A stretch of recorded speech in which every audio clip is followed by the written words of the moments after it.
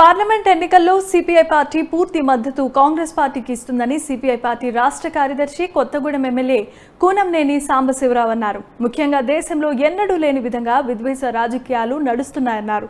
ప్రధాని నోటి నుండి ఇలాంటి మాటలు రావటం దురదృష్టకరమన్నారు. ఇక ప్రతి ఎన్నికలప్పుడు ఏదో ఒక సెంటిమెంట్తో ప్రజల్లోకి వెళ్తున్నారని, రాజనీతి లేని ప్రభుత్వం ఈ రోజు కేంద్రంలో ఉందన్నారు. బీజేపీ దేశంలో గెలిచే పరిస్థితే లేదని, నరేంద్ర మోదీకి ఎన్నికల్లో ఓడిపోతాననే భయంతో ఈ విధమైన రాజకీయాలు చేస్తున్నారన్నారు.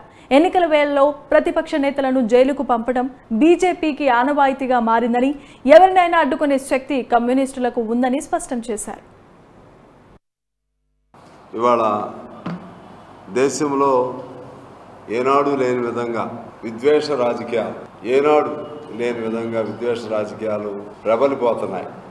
విద్వేష రాజకీయాలని, విద్వేష భాష, విద్వేష ఉపన్యాసాలు అంటే హేటెడ్ స్పీచ్, ఆ విధంగా స్థాయి అనేది లేకుండా ఇంతకుముందు చిన్న స్థాయిలో వాళ్ళు మాట్లాడుతూ ఉండేవాళ్ళు. ఇవాళ దేశ స్థాయిలోనే దేశ ప్రధాని లాంటి వాళ్ళ నోటి నుంచి అటువంటి భాష రావటం చాలా దురదృష్టకరం. ఈ క్రమంలోనే వారు మూడోసారి అధికారాన్ని నిలబెట్టుకోవడం కోసం ఎటువంటి దుస్సాహసానికైనా సరే సిద్ధపడి, ఎటువంటి దిగజారుడికైనా సిద్ధపడి, అధికారం తప్పితే మరొకటి